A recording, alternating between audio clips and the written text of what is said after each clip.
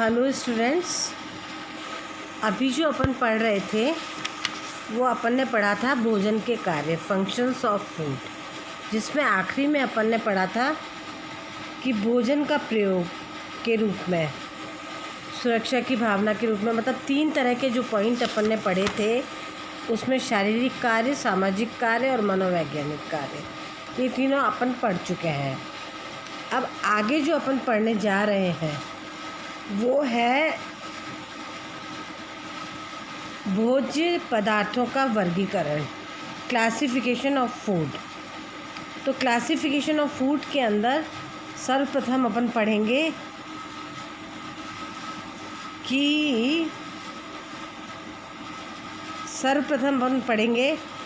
Classification of food में कि भोज्य पदार्थों का वर्गीकरण किस प्रकार से होता है। तो ये जो मैंने दे रखा है आपको कि ये भोज्य पदार्थों का वर्गीकरण ये 3 तरह से होता है, 3 तरह का होता है कि भोज्य पदार्थों का वर्गीकरण ये जो 3 तरह है पोषक तत्वों के आधार पर, बेस्ड ऑन न्यूट्रिएंट्स, कार्य के आधार पर, बेस्ड ऑन फंक्शंस, नश्वरता के आधार पर, बेस्ड ऑन पेरिशेबिलिटी। फिर है तीसरे नंबर पे है नश्वरता के आधार पर, चौथे नंबर पे है उद्गम के आधार पर, बेस्ड ऑन ओरिजिन, कि वो कहाँ से आया है, तथा आखिरी है रासायनिक प्रकृति के आधार पर, बेस्ड ऑन केमिकल नेचर। तो ये जो मैंने बताया आपको कि पोषक तत्वों के आधार पर कि पोषक तत्व कितने हैं उस भोज्य पदार्थ के अंदर, कार्य के आधार पर, जो कि मैं बता चुकी हूँ कि शारीरिक कार्य कौन कितना ज़्यादा करता है, कौन कितना कम करता है, मतलब ज़्यादा का शारीरिक कार्य करने वाले, मध्यम कार्य करने वाले, शारीरिक कार्य करने वाले और कम काम करने वाले। शारीरिक कम कार्य करते हैं, जो मानसिक कार्य ज़्यादा करते हैं, ये इनके बारे में, और रासायनिक प्रकृति के आधार पर कि उनका केमिकल नेचर कौन सा होता है, और नश्वरता के आधार पर। तो सर्वप्रथम अपन आते हैं पोषक तत्वों के आधार पर। पोषक तत्वों के आधार पर, बेस्ड ऑन न्यूट्रिएंट्स, पोषक तत्वों के आधार पर भोजन का वर्गीकरण इस प्रकार से होता है कि पहले शरीर निर्माणात्मक भोजन पदार्थ, मतलब बॉडी बिल्डिंग फूड, जो कि शरीर को उसका निर्माण करते हैं, हड्डियाँ बनाना, दांत बनाना और दांतों के लिए, इन सब के लिए कार्य करते हैं। दूसरे नंबर पे है ऊर्जा प्रदान करने वाले भोज्य पदार्थ, जो कि एनर्जी यील्डिंग फूड कहलाते हैं। और तीसरा है शारीरिक रक्षात्मक भोज्य पदार्थ, बॉडी प्रोटेक्टिव फूड्स, जैसे प्रोटीन होता है, ऊर्जा प्रदान करने वाला जैसे अपना कार्बोहाइड्रेट होता है, शरीर निर्माणात्मक में भी अपना प्रोटीन, विटामिन्स और ये सब होते हैं। तो ये पढ़ने के बाद के अंदर अब अपन आगे चलते हैं। अब आगे चलने के लिए अपन को ये देखना पड़ेगा कि शरीर निर्माणात्मक भोज्य पदार्थ, प्रोटीन, विटामिन एवं खनिज लवण शरीर के निर्माणात्मक भोज्य पदार्थ है। ये भोज्य तत्व शरीर की वृद्धि एवं विकास करते हैं। प्रोटीन का मुख्य कार्य, जो कि बार बार अपन पढ़ते जा रहे हैं, शरीर के तंतुओं, ऊतकों एवं कोशों का निर्माण करना है। निरंतर कार्य करने से शरीर की कोशिकाओं की टूट फूट होती रहती है, जिसका पुनर्निर्माण या मरम्मत करना किसका काम है? प्रोटीन का काम है। ये आप पढ़ चुके हैं। प्रोटीन मांसपेशियों, रक्त, बाल, नाखून आदि की वृद्धि के लिए भी सहायक है। अंडा, दूध, मांस, मछली, सभी प्रकार की दालें जैसे सोयाबीन है, चना है, और जितनी भी दालें अपनी होती हैं, और कई प्रकार के फल और सब्जियां, उनमें प्रोटीन बहुत मात्रा में, मतलब 42% में, स्पेशली ये जो मूंगफली है, सोयाबीन है, नारियल है, सूखे मेवे हैं, सूखी फलियां हैं, इनमें तो लगभग 42% तक प्रोटीन अपन को प्राप्त होता है। वसा एवं कार्बोज की अनुपस्थिति में मैंने आपको बताया था कि ऊर्जा प्रदान करने का कार्य कार्बोहाइड्रेट और वसा का होता है। लेकिन एक बात और बताई थी कि खाली सिर्फ प्रोटीन ही एक ऐसा पोषक तत्व है कि जो कि वसा और कार्बोहाइड्रेट की अल्प मात्रा अगर शरीर में ली जाए तो प्रोटीन खुद टूटकर अन्य कार्य करने की जगह और ऊर्जा प्रदान करने का कार्य कर देता है। तो ये मैं आपको बता चुकी हूँ। अब अपन पढ़ते हैं कि शरीर को ऊर्जा प्रदान करने वाले भोज्य पदार्थ। शरीर को ऊर्जा प्रदान करने वाले भोज्य पदार्थ ये जो है एनर्जी यील्डिंग फूड, वे भोज्य पदार्थ जो शरीर को ऊर्जा प्रदान करते हैं उत्पादक भोज्य पदार्थ कहलाते हैं। मतलब एनर्जी यील्डिंग फूड जो होता है वो उत्पादक भोज्य पदार्थ कहलाते हैं। कार्बोज एवं वसा ऊर्जा के मुख्य स्रोत है जिसमें शरीर की ताकत, ऊर्जा एवं उष्णता प्राप्त होती है। उष्णता से मतलब है कि शरीर के तापक्रम को वो संतुलित बनाए रखता है।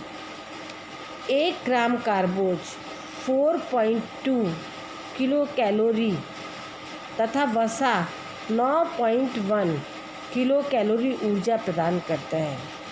शरीर के तापमान को नियंत्रण करने, हृदय का कार्य करने, मांसपेशियों के संकुचन और प्रसारण, उत्सर्जन वहन मतलब ट्रांसपोर्टेशन, कि जो भी अपन ने खाया और जो पोषक तत्व थे वो शरीर में अवशोषित हो गए और वेस्ट पदार्थ बाहर निकल गया, आदि के लिए कार्बोज एवं वसा आवश्यक है।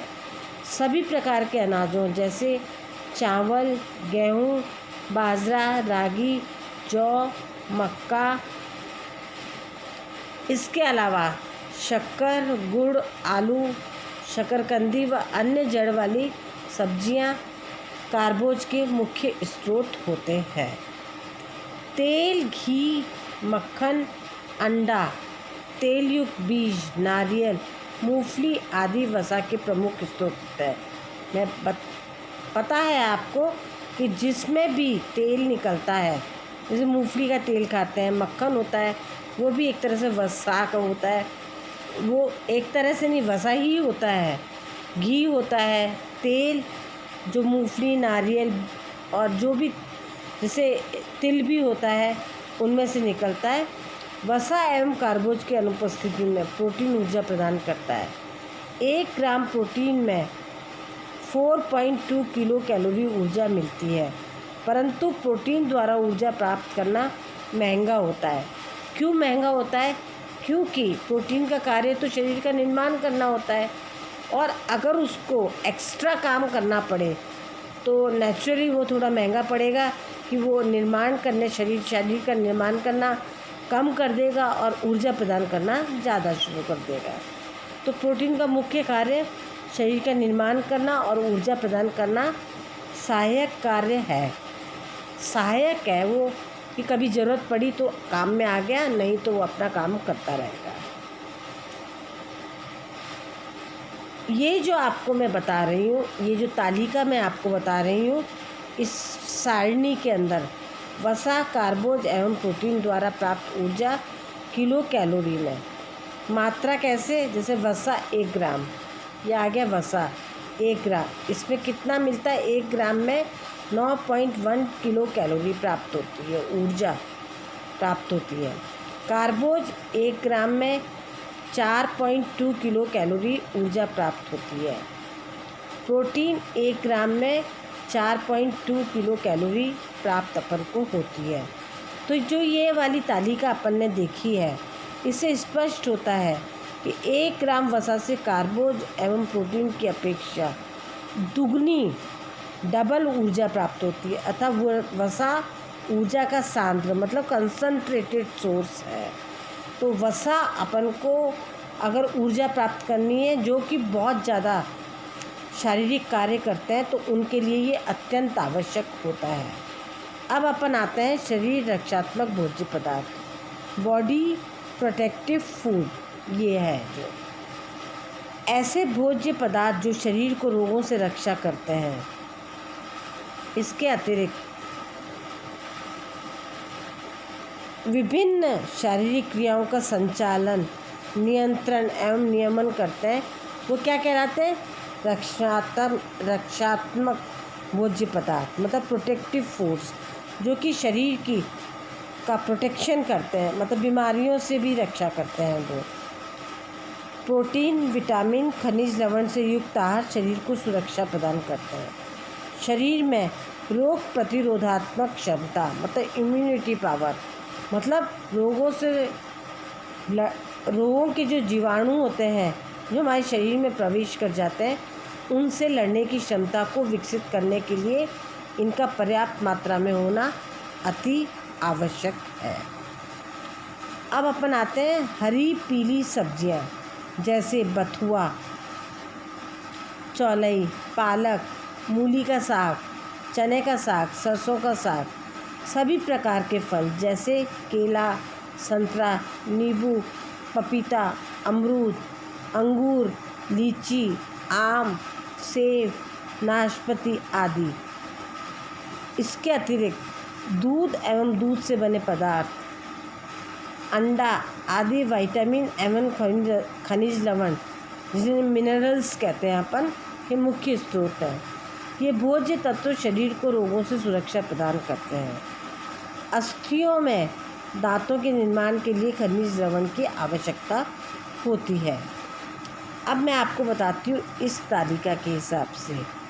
इस तालिका के हिसाब से है कि पोषक तत्वों का कार्य एक दृष्टि में, जो मैंने अभी आपको पढ़ाया उसको एक बार में अपन कैसे देख सकते हैं कि ये है पोषक तत्व। दूसरा है पॉइंट, ये यहाँ पे मैं लिख रही हूँ कि पोषक तत्व, मुख्य कार्य उन पोषक तत्वों के और अतिरिक्त कार्य। मतलब मुख्य कार्य तो होता है जैसे प्रोटीन का मैंने बताया आपको, तो मुख्य कार्य होता है शरीर का निर्माण करना, लेकिन अतिरिक्त कार्य भी वो कर देता है, ये ज़रूरत होती है तो ऊर्जा प्रदान करना। तो सर्वप्रथम आता है अपन कार्बोहाइड्रेट पर, वो ऊर्जा प्रदान करना इसका मुख्य कार्य है। अतिरिक्त कार्य क्या है इसका? शारीरिक निर्माण एवं मरम्मत करना। उसके बाद में अपन आते हैं प्रोटीन पर। प्रोटीन का मुख्य कार्य क्या है? मेन फंक्शन शरीर निर्माण, तंतुओं की टूट-फूट की मरम्मत और शरीर की रक्षा करना। और एक्स्ट्रा या एसेसरी फंक्शंस क्या होते हैं? वो ऊर्जा प्रदान करना। मैंने बताया ये बार बार आपको। अब वसा को अपन लेते हैं कि वसा का कार्य है ऊर्जा प्रदान करना, और साथ में अतिरिक्त जो कार्य कभी ज़रूरत पड़ जाए तो शारीरिक निर्माण।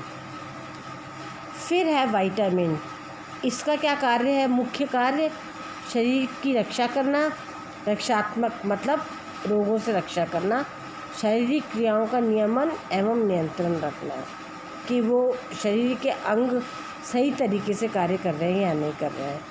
और अतिरिक्त कार्य क्या है? शारीरिक निर्माण व मरम्मत, कि शरीर में अगर कोई टूट फूट हो गई है, लिगामेंट्स टूट गए हैं, तो उनकी मरम्मत करने का कार्य भी विटामिन्स का होता है। फिर अपन चलते हैं खनिज लवण या मिनरल सॉल्ट्स पर। इसका जो मुख्य कार्य है वो रक्षात्मक, वही कि शरीर की रोगों से रक्षा करना, शारीरिक क्रियाओं का नियमन एवं नियंत्रण, शारीरिक निर्माण एवं मरम्मत। लेकिन खनिज लवण का अतिरिक्त कार्य कुछ भी नहीं होता है, कुछ भी नहीं होता है। जल, जिसे अपन बहुत महत्व दे रहे हैं, उसका मुख्य कार्य जो है वो शारीरिक क्रियाओं का नियमन एवं नियंत्रण, ये तो है इसका मुख्य कार्य। लेकिन शारीरिक निर्माण एवं मरम्मत भी ये करता है। तो ये जो अपन ने आज जो पढ़ा, उसके बाद में अपन पढ़ेंगे पोषक तत्वों के आधार पर, मतलब बेस्ड ऑन न्यूट्रिएंट्स।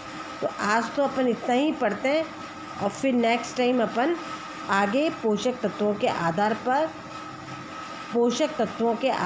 भोज्य पदार्थों का वर्गीकरण किन समूहों में होता है, ये आगे अपन जाके पढ़ना शुरू करेंगे। तब तक आप इनको देखिए, इनके आप ये जो भेजा है इनके नोट्स भी आप निकाल सकते हैं। Thank you.